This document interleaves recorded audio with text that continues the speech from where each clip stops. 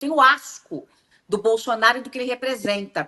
Só que do momento em que eu rompi foi em outubro de 2019. Né? Foi logo depois da aprovação da reforma da Previdência, quando eu vi que as outras reformas não iam andar, aí eu já rompi. Mas a situação já estava ruim há muito tempo. Né, que as pessoas não sabem dos bastidores. Eu já estava quebrando o pau ali dentro com ele fazia muito tempo. E eu só não tinha saído antes por conta da reforma da Previdência.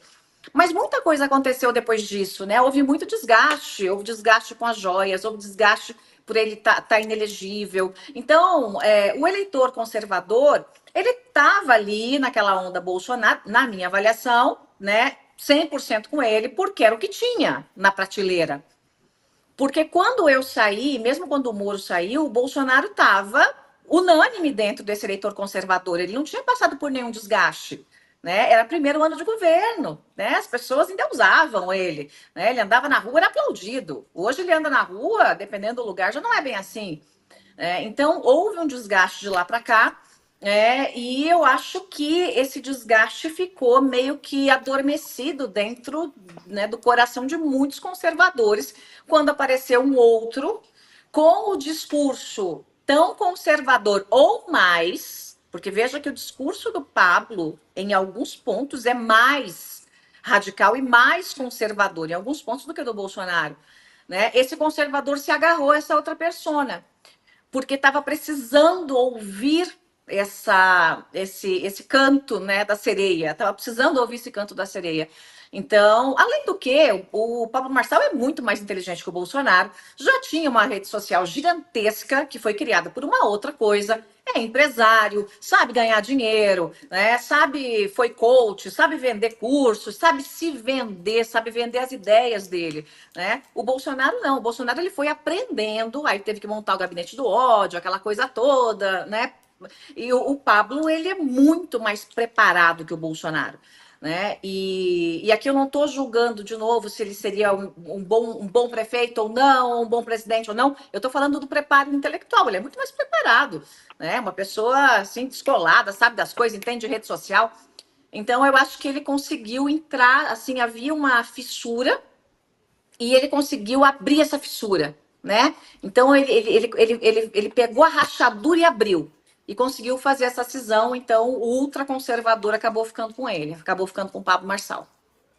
Ô Joyce, você fala do ultraconservador e, na verdade, o que eu vejo é esse racha na extrema direita. Porque você tem nomes conservadores da direita e conservadores que saíram, por exemplo, o general Santos Cruz. Foi um dos primeiros a sair do governo, que é uma pessoa de direita, mas não é de extrema direita. Enfim, eu acho que o Marçal veio para criar essa ruptura na extrema direita. E aí, quer dizer, conversando, enfim, com alguns ex-aliados e aliados de Bolsonaro, há uma expectativa, inclusive, que Bolsonaro rompa com Tarcísio depois das eleições, que essa relação dele com o Tarcísio, e aí eu ouvi de um analista político dizendo o seguinte: para o Tarcísio vai ser até bom isso daí, porque para Bolsonaro rompendo com ele vai resolver um problema.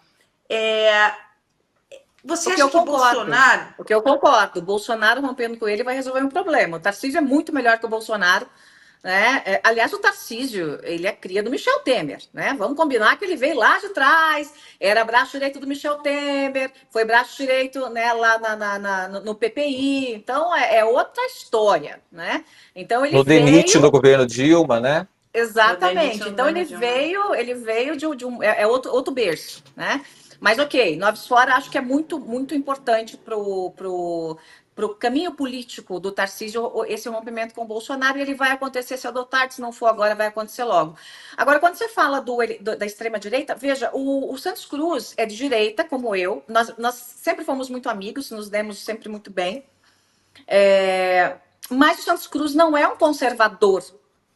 Eu estou falando aqui do eleitor conservador, aquele Deus, Pátria e Família, aquele eleitor muito ligado à igreja, aquele eleitor muito com essa pauta, né, especialmente o evangélico mais radical, é desse eleitor conservador que eu estou falando.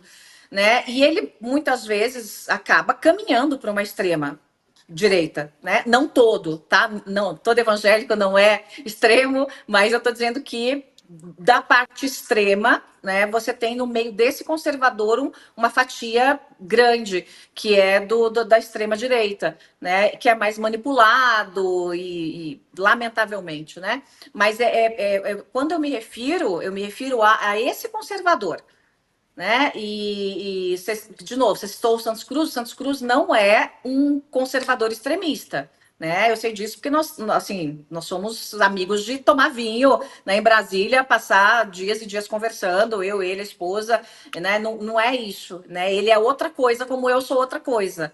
Eu não sou essa conservadora, apesar de ser medianamente conservadora, eu vou dizer assim, medianamente conservadora nos costumes, eu sou muito liberal na economia e em outros pontos específicos também dos costumes. Então, eu acho que tem que fazer essa separação, sabe, Mário? E o Malafaia?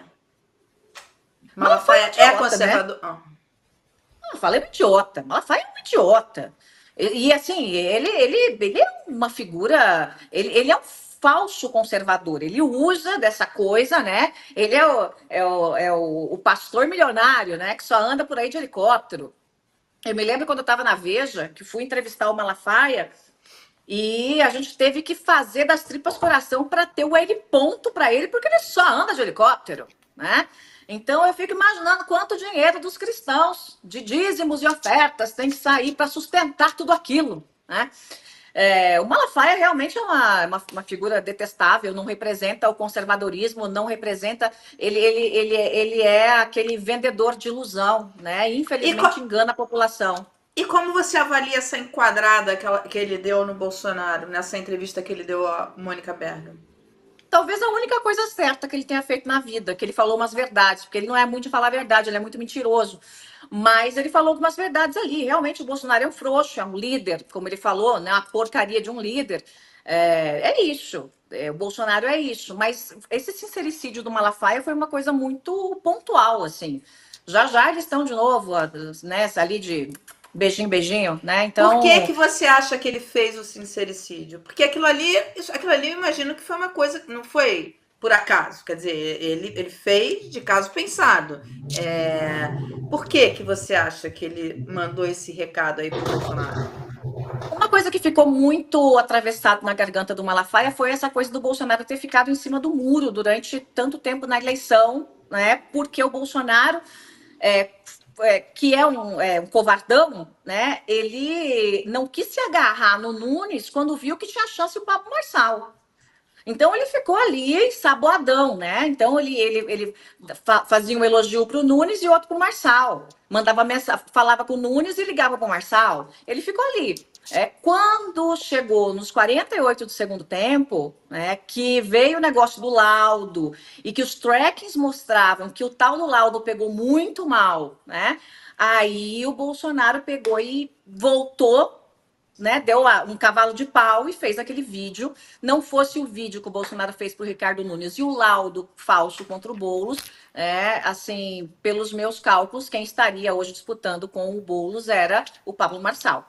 Então, isso ficou meio atravessado na garganta aí do Silas Malafaia, essa falta do Bolsonaro realmente trazer esse eleitor de direita que se dividiu para o lado dele, né? Para o lado do Ricardo Nunes, não do Ricardo Nunes, porque o Bolsonaro não está nem aí para o Ricardo Nunes. Ele está preocupado com os cargos na prefeitura, mas pelo lado que ele apoia oficialmente, né? Mesmo que não estivesse tão presente na campanha. Então, o Silas ficou preocupado e com razão, nisso ele tem razão, com essa divisão da direita. Por isso chamou o Bolsonaro de um líder, né? De meia pataca e etc. e tal.